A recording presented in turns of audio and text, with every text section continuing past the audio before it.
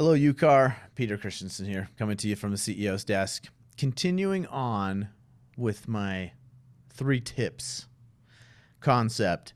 So 3 tips for what I want a seller to understand as they're receiving an offer.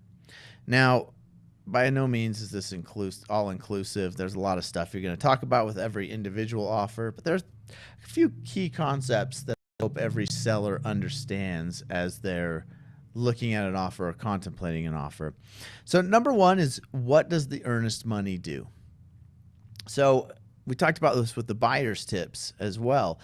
Earnest money affects the seller. It's there. Again, the concept is, this is liquidated damages. This is an amount that seller and buyer are agreeing to that they think satisfactorily covers any damages that would occur from a breach, right? So whether or depending on that amount, I mean, that's either going to be enough or not enough or way too much. I don't know. But it's a contractual agreement. We're saying buyer and seller, we agree that this is the amount of damages we will have incurred if there's a breach by either party. So as long as they understand that's what they get if the buyer breaches the contract, but it's also what they will have to pay. This is the amount they'll have to pay if they forfeit on the contract. So understanding that goes both ways. It's a protection, but it's also a protection for the buyer. And then what do the contingencies do? So we talked about this also in the buyer's side. What do the contingencies do? Does the seller understand that up until the finance and appraisal deadline, if there's a finance contingency in there, do they understand a buyer can pull out at their sole discretion? At the buyer's sole discretion concerning their financing? Do they understand that as they're looking at the dates and the deadlines and you're explaining these things to them? Do they understand exactly the ramifications? Do they understand the seller's disclosure deadline, what obligations they have by that deadline, what they have to produce, and that they are potentially in breach of contract if they do not?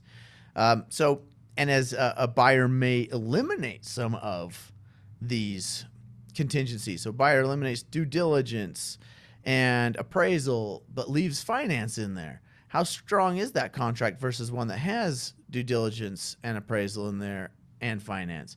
That's not that much stronger, right?